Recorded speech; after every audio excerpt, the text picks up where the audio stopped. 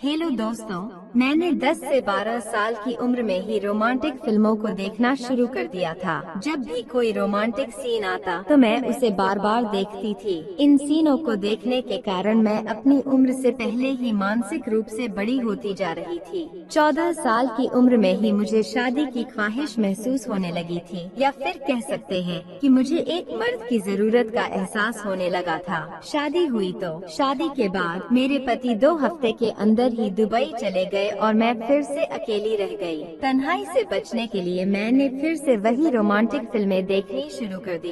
एक दिन मैं किचन में खाना बना रही थी और साथ में इंग्लिश फिल्म भी देख रही थी, जिसमें बहुत ही रोमांटिक सीन चल रहा था। मैं उस सीन को बार बार देख रही थी। तभी मुझे अचानक ऐसा लगा कि कोई मेरे पीछे खड़ा है। मैंने पलट कर देखा तो पीछे मेरा देवर अभिषेक खड़ा था। उसने मुझसे कहा, भाभी, भैया की याद आ रही है, इसलिए मूवी देखकर अपने जज्बातों को जगा रही हो? चलो, भैया नहीं है तो क्या हुआ, मैं तो हूँ ना। इतना कहकर उसने मेरा हाथ पकड़ा और मुझे अपने बेडरूम की ओर खींच ले गया। और फिर उसने पूरी रात, मेरी शादी को बस 2 हफ्ते ही हुए थे और मेरा पति मनोज दुबई जाने की तैयारी में था। मैं लाख कोशिशों के बावजूद अपने आंसू रोक नहीं पा रही थी। अभी तो मैंने अपने पति से ढंग से बातें भी नहीं की थी, नहीं उसकी संगत को सही से महसूस कर पाई थी। मेरी शादी 25 साल की उम्र में हुई थी। हालांकि मुझे शादी की ख्वाहिश 14 साल की उम्र से ही होने लगी थी।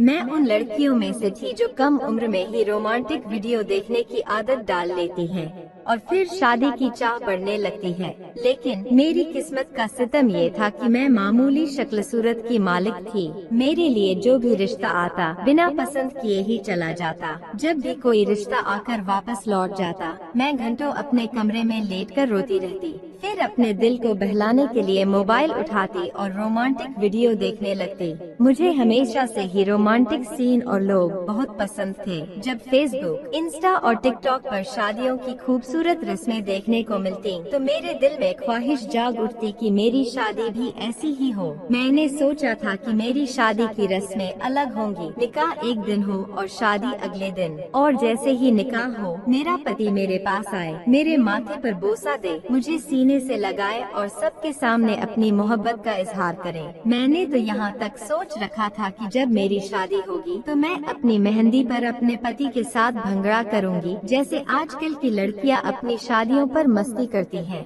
मैं अक्सर उन वीडियो को देखती रहती थी जहाँ नवविवाहित कपल अपने हनीमून की हर एक झलक सोशल मीडिया पर साझा करते हैं। मुझे वह रोमांटिक सीन इतने पसंद आते कि मैं उन्हें बार बार देखती रहती। उस वक्त मेरे दिल में यह ख्वाहिश इतनी जोर पकड़ लेती कि मुझे बस शादी करनी थी, चाहे किसी से भी हो। पर मेरी मुश्किल यह थी कि कोई मुझे पसंद ही नहीं करता था। जैसे जैसे मेरी उम्र बढ़ती गई, मेरी ख्वाहिशें और भी गहरी होती गईं। जब भी मेरी किसी दोस्त की शादी होती जो मुझसे उम्र में छोटी होती और मैं उसे अपने दूल्हे के पास बैठा देखती तो मेरे दिल से ठंडी आहें निकलती। वहाँ मौजूद लोग बातों बातों में मुझ पर ताने मारने लगते। मेरी अम्मी से कहते, अरे भाभी, अभी तक रेशमा का रिश्ता क्यों नहीं किया? ये आयशा तो रेशमा से 4-5 साल छोटी थी, इसकी भी शादी हो गई। इस बात पर मेरी माँ बिना कोई जवाब दिए चुपचाप अपना रुख बदल लेती और मुझे लगता जैसे किसी ने मेरे दिल पर जोर से घूंसा मारा हो।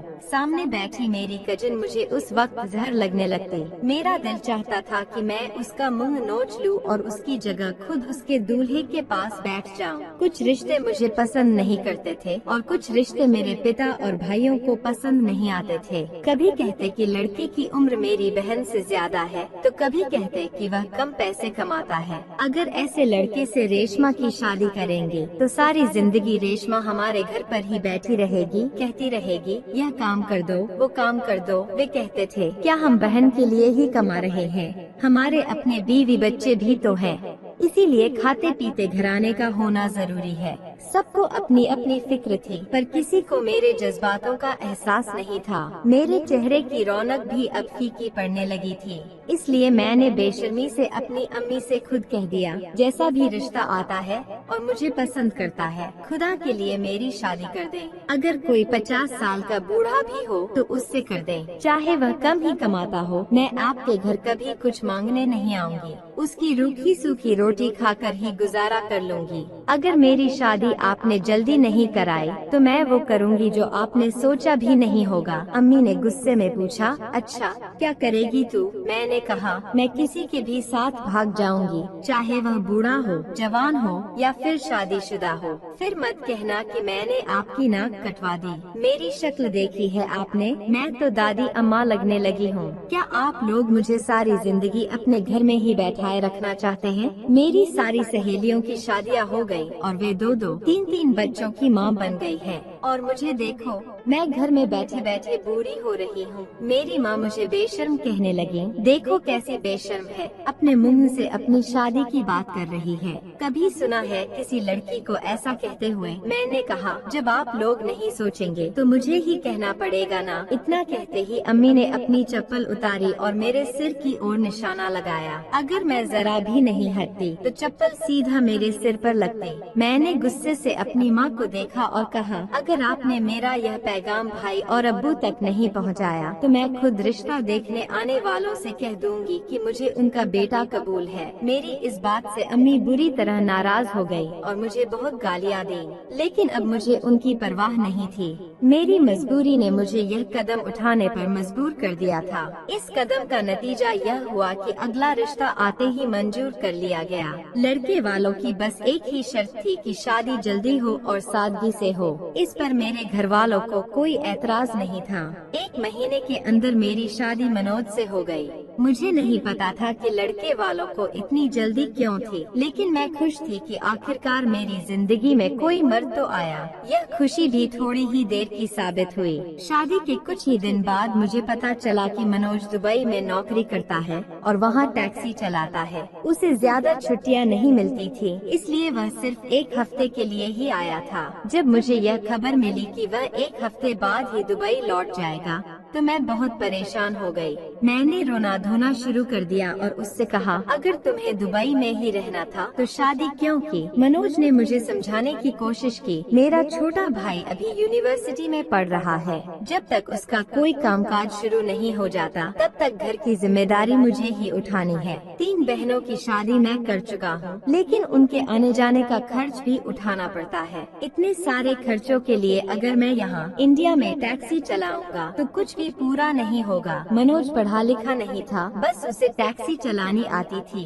उसने कहा, मैं दुबई में इतना कमा लेता हूँ कि घर में कभी तंगी नहीं हुई। मैंने उसे सुझाव दिया, तुम मुझे भी अपने साथ दुबई ले चलो। यह सुनकर वह मुस्कुराने लगा और बोला, यह इतना आसान नहीं है। मेरे पास दुबई में अपना कोई घर नहीं है। मैं वहाँ उस मालिक की वर्कशॉप में ही सोता हूँ जिसकी टैक्सी चलाता हूँ। जब मुझे यह पता चला कि वह साल में सिर्फ एक बार, वह भी केवल 15 से 20 दिन के लिए ही इंडिया आता है तो मेरा दिल टूट गया। मुझे ऐसा महसूस हुआ कि दीवार से सिर मारकर अपना दुख खत्म कर लूं। यह कैसी शादी थी? हमारी शादी तो सादगी से हुई थी, लेकिन मैंने जो ख्वाब देखे थे उनमें से कुछ भी सच नहीं हुआ। फिर भी मैंने सब्र कर लिया। मनोज वैसे भी एक अनरोमांटिक आदमी था। उसने कभी मेरी खुलकर तारीफ नहीं की, नहीं अपनी भावनाओं का इजहार किया। इस पर भी मैंने सब्र कर लिया। लेकिन साल में सिर्फ 15 से 20 दिन के लिए पति के साथ रहना, यह मेरे लिए सहन करना मुश्किल था। मनोज ने शादी सिर्फ इसलिए की थी ताकि कोई उसकी माँ और बहनों का ख्याल रख सके। मुझे इस बात का एहसास तब हुआ जब मेरे नाराज होने पर भी उसे कोई फर्क नहीं पड़ा और वह दुबई लौट गया। मेरे हिस्से में फिर वही तन्हाई आ गई। रात भर मुझे नींद नहीं आती थी और मनोज के साथ बिताए हुए दिन याद आने लगते थे। दिन में वह सिर्फ 10 मिनट की वीडियो कॉल करता और उसमें भी बस अपनी माँ, बहन और भाई के बारे में पूछता, जबकि मैं उसके प्यार भरे शब्दों को सुनने के लिए तरस रही होती थी। वह मेरे साथ कोई भावनात्मक बात नहीं करता था। मेरी सास को भी मुझसे बस यही उम्मीद रहती थी कि मैं पूरे किचन का काम संभाल लूं और नंदों की आवभगत करूं। अलबत्ता मेरा देवर मुझसे बातचीत कर लेता था। अक्सर मेरी सास रात को अपनी नींद की गोलियां खाकर जल्दी सो जाती थी और मैं अपने अकेलेपन से जूझती रहती थी। घर में अक्सर मैं और मेरा छोटा देवर अभिषेक अकेले होते थे। अभिषेक एक बातूनी नौजवान था जो अक्सर अपनी यूनिवर्सिटी की कहानी कहानियाँ सुनाया करता था, लेकिन मुझे उसकी बातों में खास दिलचस्पी नहीं होती थी। एक दिन मैं किचन में खाना बना रही थी और साथ ही इंग्लिश मूवी देख रही थी, जिसे मैंने पिछली रात देखना शुरू किया था। मूवी काफी बेहुदा थी और आधी देखने के बाद मुझे नींद आ गई थी, इसलिए दोपहर को फिर से देखने बैठ गई। उस वक्त मेरी सास अपने कमरे में आराम कर रही थी और अभिषेक अभी यूनिवर्सिटी से घर आने वाला था। मैंने सब्जी को दम पर रखा और किचन में रखी कुर्सी पर बैठकर मूवी देखने लगी। किचन का सेटअप ऐसा था कि टेबल और कुर्सियां भी वहीं रखी हुई थी, जहां अक्सर मैं नाश्ता और दोपहर का खाना खाया करती थी। मूवी में एक रोमांटिक सीन चल रहा था और मैं उसमें खो गई थी। अचानक मुझे एहसास हुआ कि कोई मेरे पीछे खड़ा है। मैंने पलट कर देखा तो अभिषेक था, जो मेरे बिल्कुल पास खड़ा था और वह मूवी के उस सीन को भी देख चुका था। मुझे देखकर वह थोड़ा संजीदा हो गया और कहने लगा, भाभी खाना बन गया है, प्लीज रोटी बना दो। मैं थोड़ी हड़बड़ाई, लेकिन तुरंत मोबाइल बंद किया और रोटियां बनाने लगी। उस वाक्य के बाद मैंने महसूस किया कि अभिषेक का रवैया मुझसे बदलने लगा था। पहले वह मेरे कमरे में कभी नहीं आता था, लेकिन अब उसने बहाने बनाने शुरू कर दिए। कभी कहता, शाम की चाय आपके कमरे में पी लेते हैं, लाउंज में ठंड लगती है। मेरी सास अक्सर शाम के समय अपने कमरे में ही रहती थी, इसलिए मैंने कुछ कहा नहीं। एक शाम जब मैं चाय लेकर अपने कमरे में आई तो देखा कि अभिषेक मेरा मोबाइल देख रहा था और उसकी ब्राउजिंग हिस्ट्री चेक कर रहा था। मुझे उसकी यह हरकत बहुत बुरी लगी। मैंने चुपचाप अपना मोबाइल उससे लिया और साइड टेबल के दराज में रख दिया। चाय पीते समय अभिषेक ने मुझसे पूछा, भाभी आपको किस तरह की मूवी पसंद है? उसके इस सवाल ने मुझे हैरान कर दिया। मैंने कहा, क्या मतलब? तो उसने मुस्कुराते हुए कहा, मतलब आपको एक्शन मूवी पसंद है या रोमांटिक? उसका अंदाज कुछ अजीब था और मुझे उसके इस तरह के सवाल पर थोड़ा डर महसूस हुआ। शायद इसलिए कि वह उस दिन मेरे मोबाइल पर वह मूवी सीन देख चुका था। जब मैंने कोई जवाब नहीं दिया तो वह धीरे से मेरे कान के पास आकर बोला, मुझे तो रोमांटिक मूवीज बहुत पसंद है। मैंने हैरानी से उसकी तरफ देखा तो वह हंसने लगा और कहने लगा, भाभी मुझे इंग्लिश रोमांटिक फिल्में बहुत अच्छी लगती हैं। और आपको? उसकी इस बात पर मैंने उसे घूर कर देखा तो वह हंसते हुए बोला, आप मुझे अपनी सहेली बना सकती हैं। देवर भाभी के रिश्ते में अक्सर एक अनकहा प्यार और अपनापन होता है, लेकिन जब यह सीमा लांघता है तो हालात जटिल हो जाते हैं। मेरा नाम सिमी है और मैं अपनी शादीशुदा जिंदगी में खुश थी, लेकिन मेरे पति मुझे छोड़कर दुबई चले गए थे, वो भी मुझे इस भरी जवानी में अकेला छोड़कर। यह मेरे लिए आसान नहीं था। अभिषेक मेरे देवर अक्सर मुझसे बिन झिझक बात करता था, लेकिन अब उसकी बातों में एक अजीब सी नजदीकी महसूस होने लगी थी। एक दिन उसने कहा, भाभी भाई ने आपके साथ ज्यादती की है, आपको इस तरह अकेला छोड़ देना सही नहीं है। उसकी बातों ने मुझे परेशान कर दिया। मैंने उसे टालते हुए कहा, अभिषेक मेरे सर में बहुत दर्द है, तुम अपनी चाय अपने कमरे में जाकर पी लो। हालांकि मैं हमेशा से अपने पति से ही प्यार करती थी, पर अभिषेक की नजदीकियां अब असहज लगने लगी थी। मैं नाश्ता बना रही थी जब अभिषेक ने अपने कमरे से भाभी भाभी की आवाज लगाई। मैंने चाय की केतली की आंच धीमी की और उसके कमरे में चली गई। वह अपनी शर्ट के बटन बंद कर रहा था। मुझे शर्मिंदगी महसूस हुई क्योंकि मैंने बिना दस्तक दिए ही कमरे का दरवाजा खोल दिया था। अभिषेक ने कहा, आ जाइए भाभी, टी शर्ट का बटन टूट गया है, प्लीज इसे लगा दीजिए, मुझे कॉलेज के लिए देर हो रही है। मैं थोड़ी झिझकते हुए अंदर आई। उसने सुई धागा मेरी ओर बढ़ा दिया और मैं उसकी शर्ट का बटन लगाने लगी। उस दौरान अभिषेक लगातार मुझे देखे जा रहा था। उसकी निगाहें मुझे असहज कर रही थी। फिर अचानक उसने मेरे बालों की एक लट को अपने हाथ से पकड़कर मेरे कान के पीछे कर दिया। यह देख मैं चौंक गई और तुरंत पीछे हट गई। उसने कहा, क्यों घबरा रही हो? वो लट तुम्हें परेशान कर रही थी। मैंने सोचा पीछे कर दूं। मैंने जल्दी से बटन लगाया और कमरे से बाहर चली आई। अब मुझे महसूस हो रहा था कि अभिषेक जानबूझकर मेरे करीब आने की कोशिश कर रहा था। मैंने उससे दूरी बनानी शुरू कर दी थी।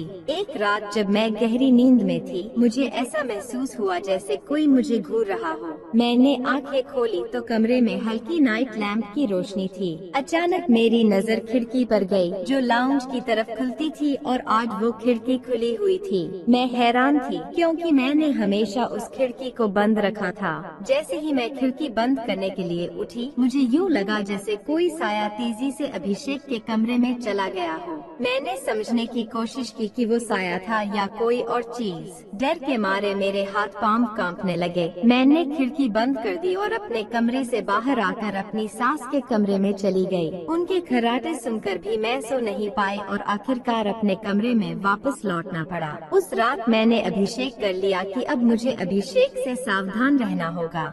सुबह नाश्ते के दौरान अभिषेक मुझे लगातार देखे जा रहा था। फिर उसने कहा, भाभी आपको भाई की बहुत याद आती होगी, है ना? मैंने जवाब दिया, हाँ याद तो आती है। मेरी बात सुनकर अभिषेक बोला, फिर तो आप रात भर करवटें बदलते हुए बिताती होंगी। भाई की याद में आपको नींद नहीं आती होगी। अभिषेक की बातों ने मुझे हैरान कर दिया। मैंने उसे डांटते हुए कहा, तुम कुछ ज्यादा ही बदतमीज नहीं हो रहे हो? खबरदार जो आइंदा मुझसे ऐसी बातें की। मेरी बात सुनकर अभिषेक वहाँ से चला गया। अगले रोज आधी रात को मेरी खिड़की खुली हुई थी। इस बार मैं समझ गई थी कि वह साया किसका था। वह मेरा देवर अभिषेक था, जो खिड़की खोलकर मुझे सोते हुए देख रहा था। यह देखकर मुझे गुस्सा आने लगा। अगले दिन मैंने अभिषेक से पूछ ही लिया, तुम मेरे कमरे की खिड़की में क्या देखने की कोशिश कर रहे थे? मेरे सवाल पर अभिषेक मुस्कुराते हुए बोला, आप सोते हुए बहुत अच्छी लगती हैं। यह सुनकर मुझे उस पर बहुत गुस्सा आया। मैंने कहा, अब अगर तुमने ऐसी हरकत की तो मैं तुम्हारी शिकायत मनोज से कर दूंगी। मेरी बात सुनकर अभिषेक को गुस्सा आ गया और वह वहाँ से चला गया। उस रात मुझे ऐसा महसूस हुआ कि कोई मेरे बहुत करीब है। जैसे ही मेरी आँख खुली, मैंने देखा कि मेरा देवर अभिषेक मेरे बिल्कुल करीब खड़ा था। उसे देखकर मैं डर गई और चौंकते हुए कहा, तुम मेरे कमरे में क्या कर रहे हो? अभिषेक हंसते हुए बोला, जब तुम अपने कमरे का दरवाजा खुला छोड़ोगी तो ऐसा तो होगा ही। तुम्हारा पति भी नहीं है तो सोचा उसकी कमी मैं ही पूरी कर दूं। उसकी बात सुनकर मुझे बहुत गुस्सा आया। इससे पहले कि मैं बिस्तर से उठ पाती, उसने मुझे दबोच लिया और मेरे मुंह पर हाथ रख दिया। वह बोला, दरवाजे से तो कोई भी अंदर आ सकता है, तुम यह दरवाजा मेरे लिए ही खोल कर रखती थी। अब क्या नेक बन रही हो? मैंने कभी सोचा भी नहीं था कि ऐसा कुछ होगा। मैं तो अभिषेक को भाइयों जैसा मानती थी, इसलिए कभी दरवाजा लॉक नहीं किया। लेकिन वह घटिया इंसान मेरी इज्जत बर्बाद कर चुका था। मैं रोती रही, लेकिन उसे मुझ पर कोई रहम नहीं आया। सब कुछ खत्म करने के बाद अभिषेक बोला, अगर फिर कभी मन हो तो मुझे बता देना। मैं रोते हुए बोली, तुमने मेरे साथ गुनाह किया है, खुदा तुम्हें बर्बाद करेगा। वह हंसकर बोला, जैसे फिल्में और वीडियो तुम रात भर देखती हो, वह क्या है?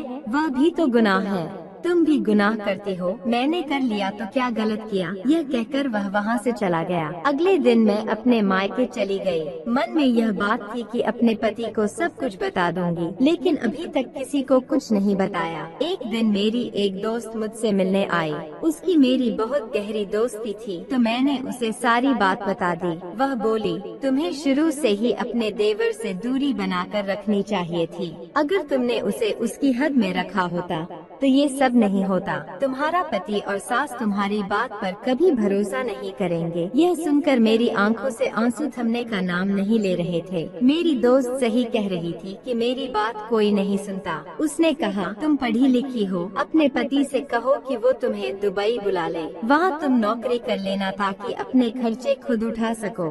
मैंने उसकी सलाह मानी और मनोज से कहा, मुझे तुम्हारे बिना यहाँ नहीं रहना। तुम मुझे दुबई बुला लो या फिर तलाक दे दो। मैंने ठान लिया था कि अगर उसने मुझे दुबई नहीं बुलाया तो मैं तलाक लेकर वापस ससुराल नहीं जाऊंगी। मनोज ने मुझे दुबई बुला लिया। मुझे वहाँ एक स्कूल में टीचर की नौकरी मिल गई और मैंने एक छोटा सा फ्लैट किराए पर ले लिया। मैंने भारत लौटने का नाम नहीं लिया और धीरे धीरे मेरी जिंदगी बदल गई। लेकिन मेरे भीतर एक गुनाह था। मैंने अपनी आंखों की हिफाजत नहीं की थी। मैं अनैतिक और गंदी वीडियो देखती थी। मुझे कभी एहसास नहीं हुआ था कि मैं कितना बड़ा गुनाह कर रही हूँ। जब मुझे अपनी गलती का एहसास हुआ तो मैंने तौबा कर ली। मैं मैं रोज खुदा से माफी मांगती थी। मुझे खुद से नफरत होने लगी थी। बार बार नहाती थी, लेकिन फिर भी महसूस होता था कि मैं पाक नहीं हूँ। मेरे वजूद पर ऐसी गंदगी थी जो कभी मिट नहीं सकती थी। मैंने तौबा करने के बाद फिर कभी ऐसी वीडियो नहीं देखी। यह बात मुझे किसी ने पहले नहीं बताई थी कि अनैतिक वीडियो देखना भी आंखों का गुनाह होता है। समय बीतता गया और ऊपर वाले ने मुझे 2 बेटे दिए। धीरे धीरे 15 साल गुजर गए।